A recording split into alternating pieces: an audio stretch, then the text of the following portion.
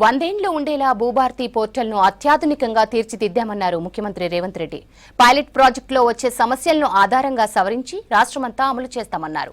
Bhubharati portal నిర్వహణను విశ్వసనీయ సంస్థకు అప్పగిస్తామన్నారు రేవంత్. ఏ ప్రభుత్వాలు మారినా ఈ పోర్టల్ ఉండేలా సమగ్రంగా తీర్చిదిద్దుతామన్నారు పొంగులేటి.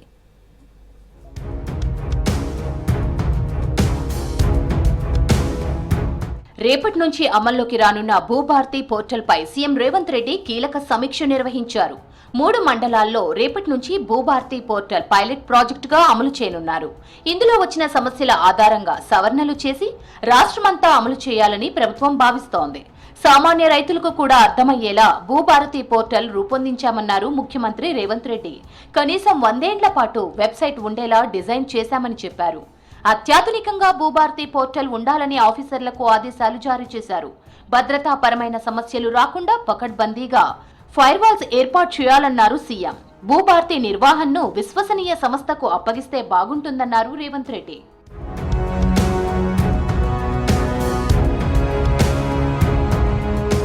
భూభారతిపై కీలక విషయాలు చిట్చాట్ ద్వారా ప్రకటించారు రెవెన్యూ శాఖ మంత్రి పొంగులేటి శ్రీనివాసరెడ్డి. ఒకేసారి భూభారతిని రాష్ట్రమంతా అమలు చేస్తే తప్పుల సవరణ చేయడం కష్టంగా ఉంటుందన్నారు. అందుకే 3 జిల్లాల్లోని 3 మండలాలను పైలట్ ప్రాజెక్టుగా తీసుకున్నామన్నారు. ఆ గ్రామాల్లో ఉన్న సమస్యలపై మాన్యువల్ గా దరఖాస్తులు తీసుకుంటామన్నారు.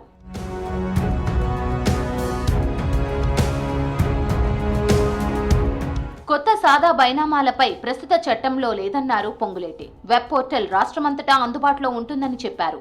సమస్యలపై మాత్రమే 3 మండలాల్లో తీసుకుంటామని చెప్పారు. సమస్యల పరిష్కారం కోసమే పైలట్ ప్రాజెక్ట్ అని చెప్పారు. ధరణిని బంగాళాఖాతంలో వేస్తామని ఆనాడు ప్రజలకు మాట ఇచ్చామని ఇప్పుడు అమలు చేస్తున్నామన్నారు పొంగులేటి.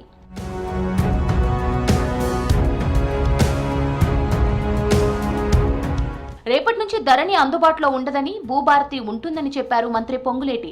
ఎల్లుండి నుంచి యథావిధిగా భూభారతిలో రిజిస్ట్రేషన్లు జరుగుతాయన్నారు. ధరణి పేరుతో జరిగిన అక్రమాలు ప్రజల ముందు పెడతామన్నారు. జూన్ 2లోగా పూర్తి స్థాయిలో పోర్టల్ అందుబాటులోకి వస్తుందని చెప్పారు. గ్రామ రెవెన్యూ అధికారుల నియామకం కోసం ఈ నెల 17 నుంచి వీఆర్ఓలు, వీఆర్ఏల నుంచి దరఖాస్తులు తీసుకుంటామన్నారు పొంగులేటి.